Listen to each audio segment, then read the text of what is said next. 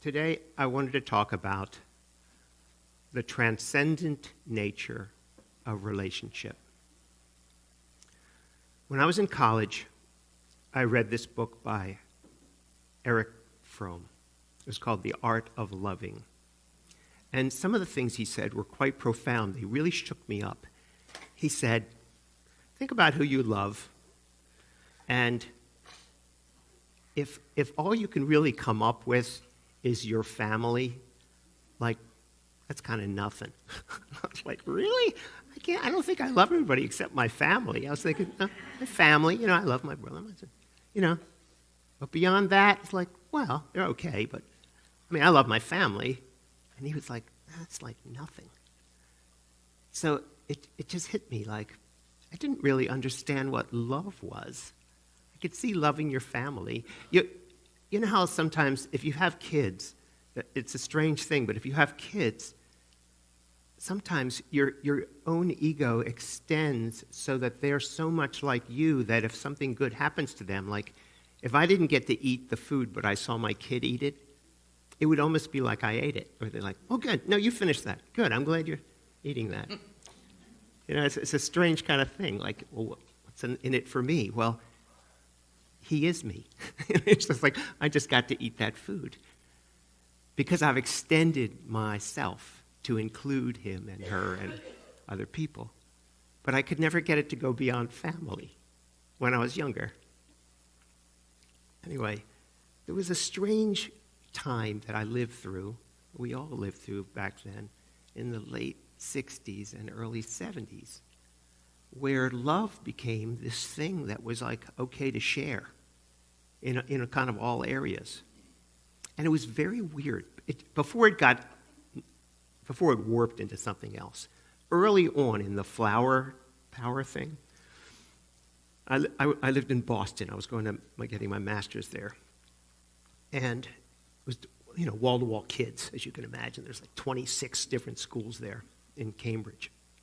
And you would hitch a ride with someone, and then you'd get in the car, and they would immediately share their dope with you. It's like, here, like that. And it was like, and some part of me, when you think about like zero-sum game, it's like, why are they giving me this dope? It's like, because everybody shared everything. And then they would share their food with you while you're riding. It was very, very beautiful. And I just thought, well, you're going to have less of it. But do you remember this? It was like in the Beatles, I'd love to turn you on. Why were people excited about the idea that they would give you their dope and get you high? It was like, oh, you would get off on that. I would like to have you have this experience. It was pretty innocent back then. But that idea that you could trust people under 30 and that you could hitch across the country, you could just sort of do anything. It got weird after that Stones concert in Altamont.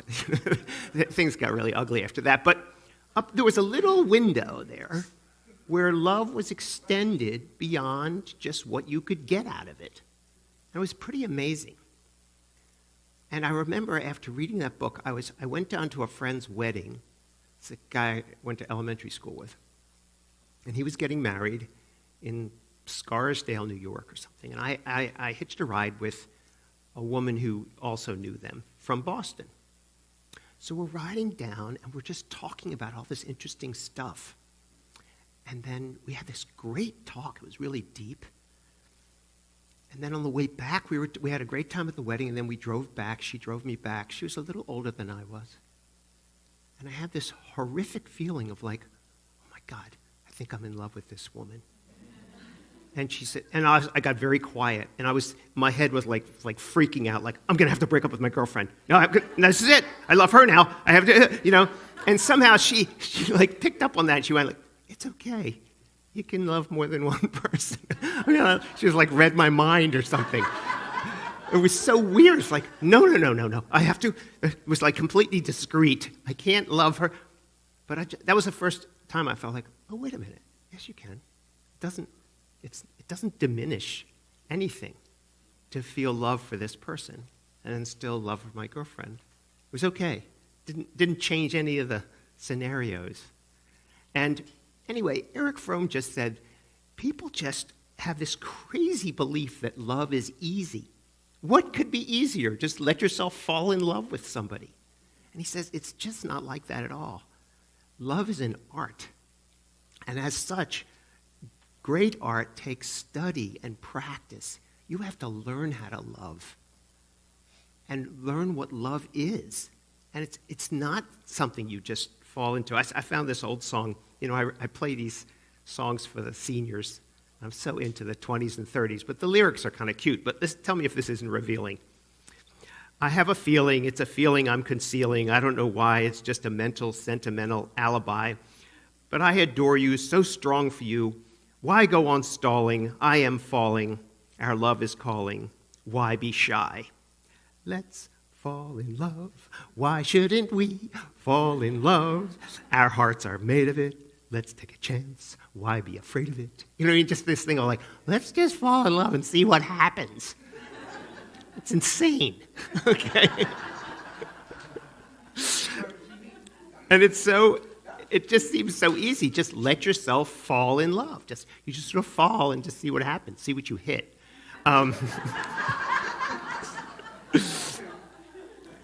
But in Western society, romantic love is like everything. It didn't used to be this way. Marriages were arranged. It was the contract for social reasons and political reasons.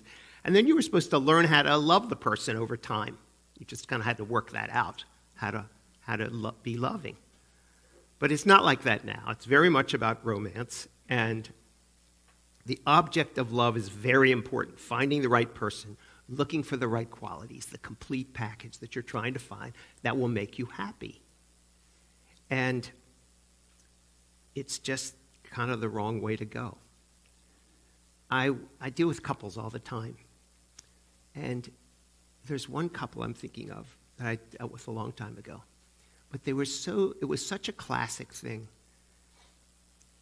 They got together, and somehow each of them expected the other to be whatever they needed to complete themselves. It was so obvious. And they had a picture of what they wanted in the other. It was an attachment to a feeling or what they thought love should look like. The guy used to say to me, if she would just say, hun, and he would go through this scenario of what how a nice person would talk to him, instead of the, which is what he was getting, And she had a picture, too, of what a husband should look like. He would stop meeting his friends at night, and he would just get it. You got a kid now, you're home, you should, just some picture she had. And when each one of them were disappointed that the other one wasn't giving them the picture of the form of what love was supposed to look like, they just killed each other. It was just antagonistic, making each other wrong. And the theory was, if I could just point out the wrongness enough, you'd stop it. I have witnesses and evidence. Let me just roll this by you. It's like, and it was a classic, a mind convinced against its will is of the same opinion still. No progress. So what people don't understand is that we're all reenacting all the time the story of creation. We're all reenacting Adam and Eve's story in our lives. We were at one, we were connected just like animals were with instincts and nature, and then we had the freedom to choose, and we chose the tree of knowledge.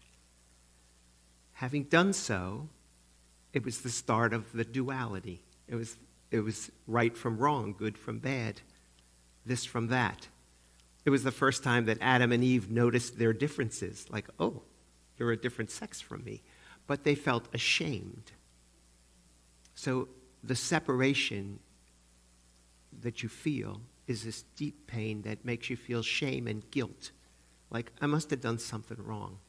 And the weird thing about Adam and Eve is that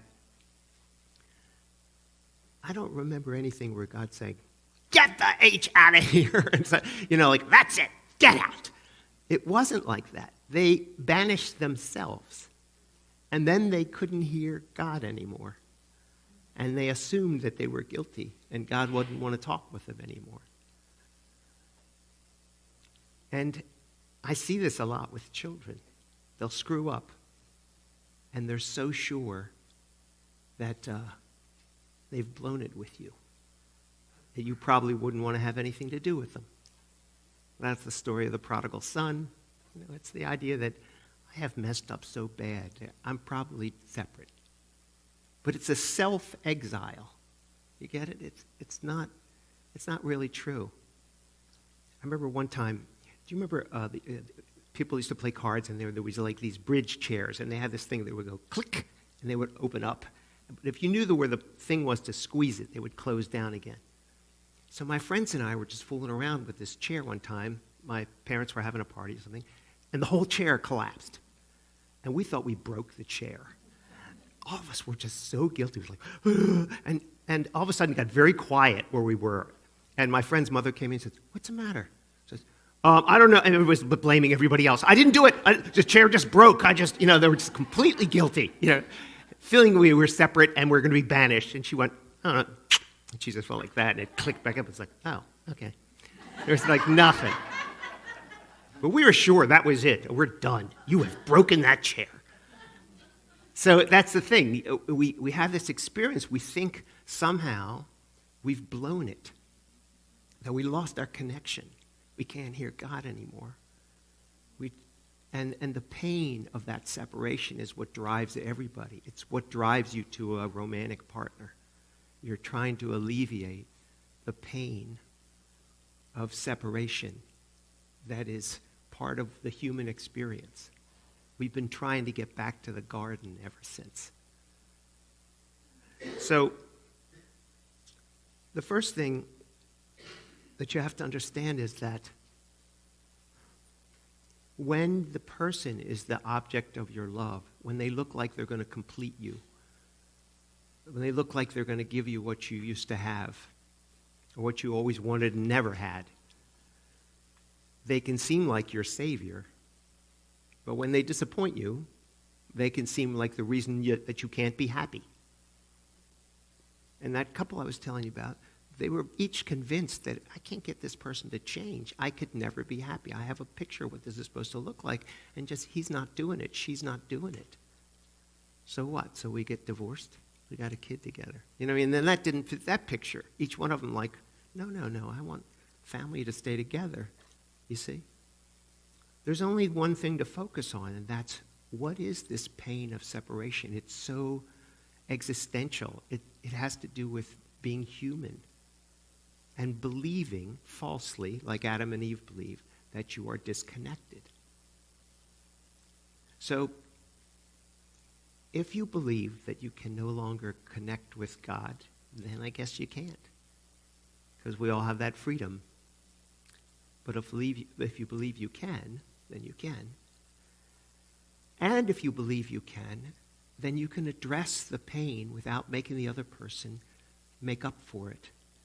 It becomes less important that they be a certain way so that you can hide from the pain that you feel. That was the deal in romantic love. You be God for me, I'll be God for you. You love me unconditionally, I'll love you unconditionally. What a great deal. And yet, if you don't, I'll kill you. And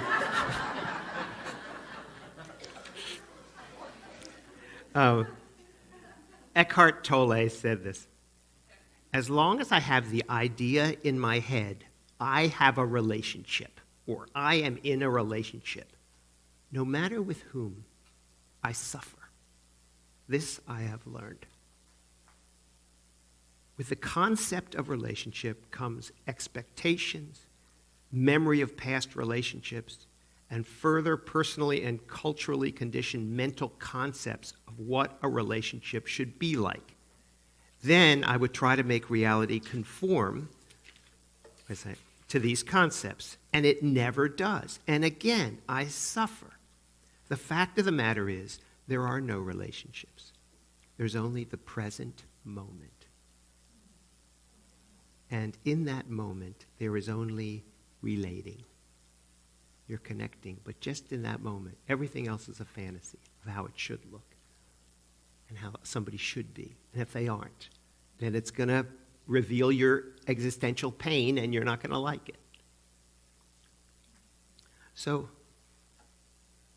one of the things that I've found in relationship is that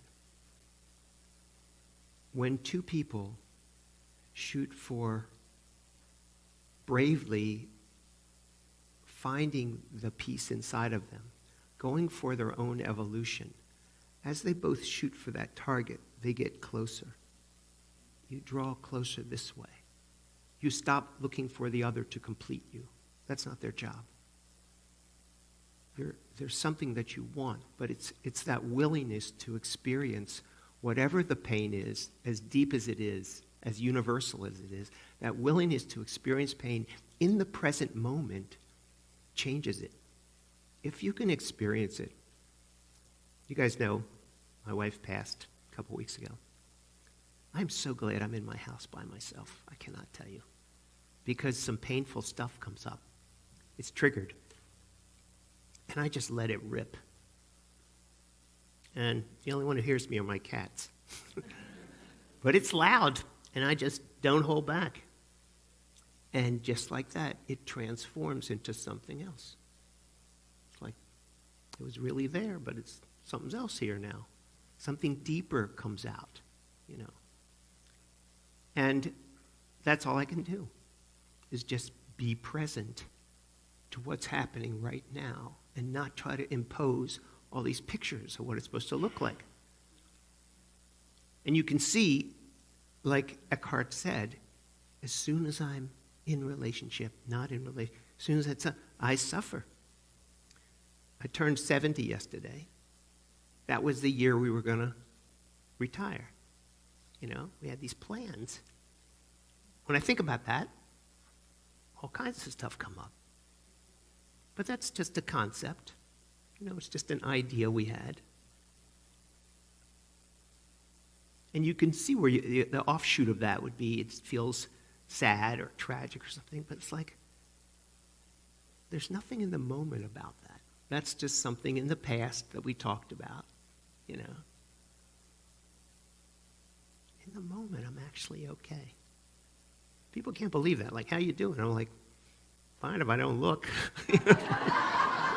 I keep checking myself out. I'm doing okay. You know, it's fine. It really is. And really, that's all we have, is this present moment. And when you really just totally, radically accept the present moment, whatever it is, it's so beautiful. And it's so complete that your desire to change the other person so that you could hide from your pain is gone. And I do feel very lucky that I got to that place with Lauren. And we fought like, you know, two horses on their hind legs for a long time. You know, like that. It was rough. But we got past that to a place where it just crossed over into something else where the acceptance was so deep.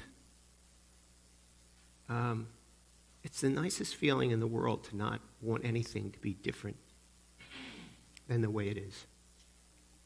No design, no complaint, no judgment. And not only that, it transforms into something deeper, which isn't this great? I used to look at myself in the mirror and I used to say, why does she find this skinny body hot? I don't get it. Bird legs. Like, she said, I love your legs. It's like, really? Yeah, she did. It's because that's it. When you're in the moment and you don't have any need for life to be different than the way it is for you to be happy, you can really be happy. Not only that, it goes the other direction. Like you start appreciating more and more and more and more about every aspect of it. You start counting your blessings, you do that, and there's more blessings to count. So there is a place to get to where it just gets better and better, And now I'm in this strange place of like, I have to transcend my concepts of what everything was supposed to look like. It's not looking like that. And I can just be present to that too. Even the disappointment, I can say, okay, I'm disappointed. And just be present to that. And then that transforms into something else. And it's all new. It's nothing I expected. But it's just what's in front of me, Anyway, things are taking on a very different light. Like, my songs feel different. I didn't used to write for Lauren, but now it feels that way. It feels like I'm either singing to her or she's singing to me, which is nice. Anyway, the name of the game is to transcend whatever that is the pain of separation, to realizing that you're not separate from anything, that you've never left the garden, and you haven't disappointed God or anyone else, and that it's okay to be exactly the way you are, feeling what you feel in this present moment, and let that transform you into knowing yourself deeper and deeper. Anyway, thank you very much.